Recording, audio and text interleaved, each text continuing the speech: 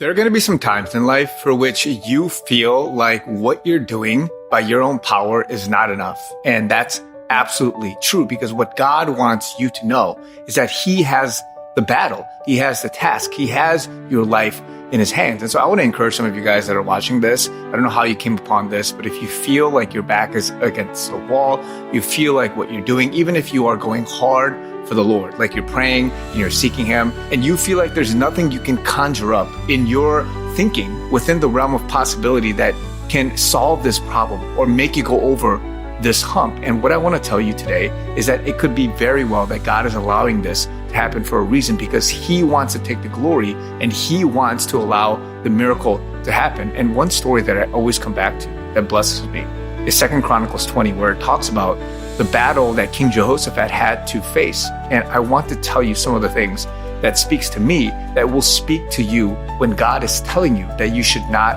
worry. And He says, do not be afraid nor dismayed because of this great multitude.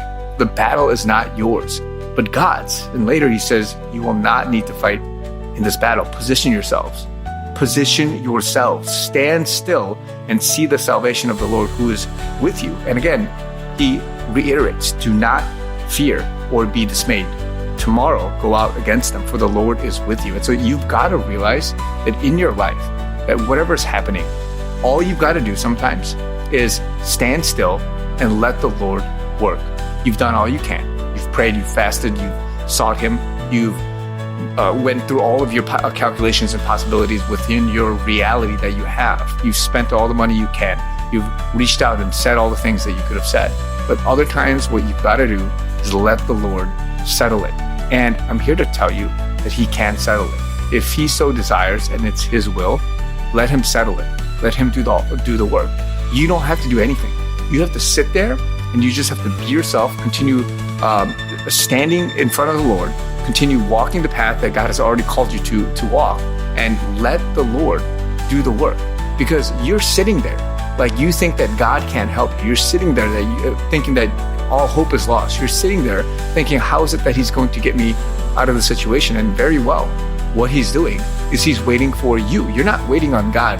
He's waiting on you so that you would trust Him, you would let go, and you would surrender, and you would allow it to happen in due course. And so for anybody out there doing all this work, using your hands and your feet and your words and your mouth and all of your resources, doing all this stuff, you could be doing stuff in vain. You could be doing things out of your own accord. And this is hurting you more than helping you, because God, He's trying to do all of the work and you're interrupting it, and you're causing great friction. You're causing even a satanic, demonic influence into this when He wants to do the work for you. And so don't be afraid. Don't sit there. Don't try to do things. Don't panic. Don't ever sit there and make an emotional, fleshly decision, just throwing it all out of whack, out of order. But let the Lord work, because He will settle it.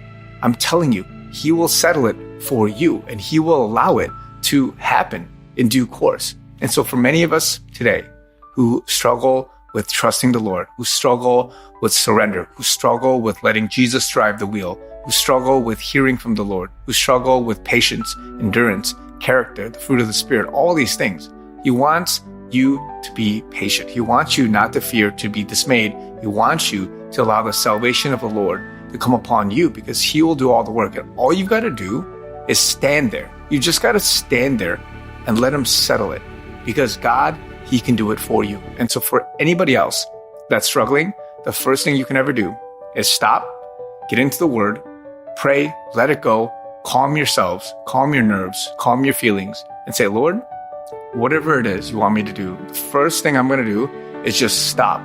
I'm going to stand back. I'm going to take the foot off the gas and just let You speak to me and let You tell me what to do. If it's some action I've got to take, and open up my email, open up my files, open up my bank account to do something, whatever it is. Maybe not just sit there, sleep all day. I'm not saying be lazy, but whatever it is, instead of just acting out in your haste and in your emotion, let the Lord work through you, and maybe others will come. Maybe some circumstance will happen miraculously, just out of the blue.